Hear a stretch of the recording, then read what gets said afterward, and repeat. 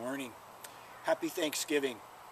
My name is Khalil Mark Elliot, and I'm representing Sufism, universal Sufism.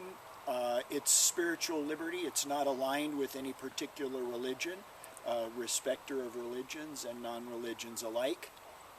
So I want to address the question we've been presented with directly. And the question, paraphrasing, is what does my faith tradition offer us as tools to balance the desire and the need for solitude and the desire and the need for community?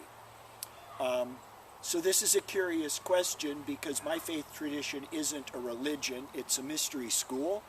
And so we don't have an outer structure of suggestion that we then fit our life into. That's religious frameworks. Our framework is the structures we have to navigate such questions, our spiritual practice. And by that I mean breath work, meditation, concentration, contemplation, mantra, devotional singing, things like that. And this question has two sides to a coin. It's the same coin, but I'll look at it that way. First, the first side of the coin is those spiritual practices we would engage in are so that we can find out in our inner terrain what a proper balance is between the need for solitude and the need for community. Because our experience has shown that if there's 100 people, there will be 100 different answers to what that correct balance is, and 1,000 people, 1,000 answers, and so on, because we're unique individuals. So rather than an outer structure that's an ideal that the religious congregants fit their lives into, we take the spiritual practices inwardly and seek to find the answer for ourselves, that dynamic balance, which will change from day to day, month to month, season to season.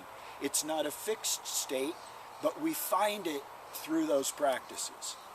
Now we're going to flip the coin over and take the same question to the deeper end of the pool.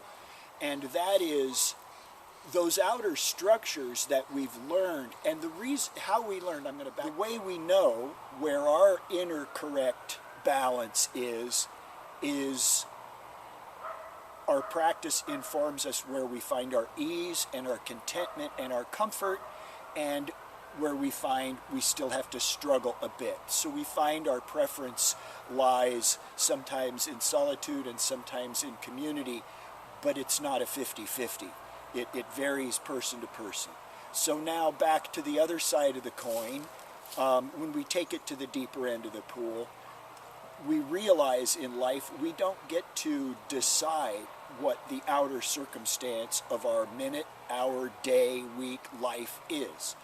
We may like to drive, but we don't like traffic. Well, sometimes when we're driving, we're in traffic. So we can't correct outer circumstances. So the deeper question is, how do we come into balance in our inner structure with life as it is? So we learn what our preference, our inner correct at-rest position is, but then that informs us where our real work is, which is to find peace with our lives.